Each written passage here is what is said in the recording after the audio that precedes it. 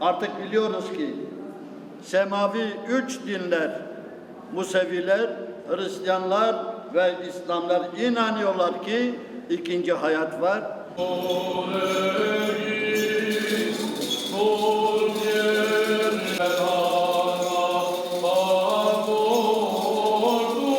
Paskalya bayramı Hristiyan aleminde çok önemli bir bayram. Diriliş bayramıdır. Dolayısıyla biz de kilisemizde bu bayramı bugün icra ediyoruz. Çok önemli bir bayram. Dolayısıyla buradaki Diyarbakır halkının da büyük teveccühü, gerek Ermenilerin gerek diğer Müslüman arkadaşların teveccühüyle bugün çok keyifli, coşkulu bir bayram icra ediyoruz Diyarbakır'da.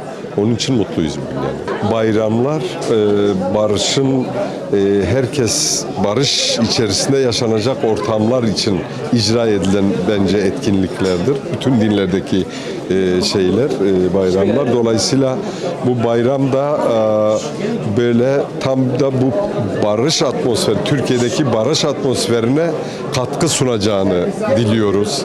Bu ülke hepimizin, çok güzel bir ülkemiz var. Maalesef çok sıkıntılı bir süreçten geçiliyor. İşte malum İran, Lübnan, Amerikan, İsrail maalesef insanlık için son derece trajik, son derece acıklı bir dönemden geçiyoruz. Bu bayramın o trajik dönemlerinin sonlanmasına da vesile olmasını diliyorum.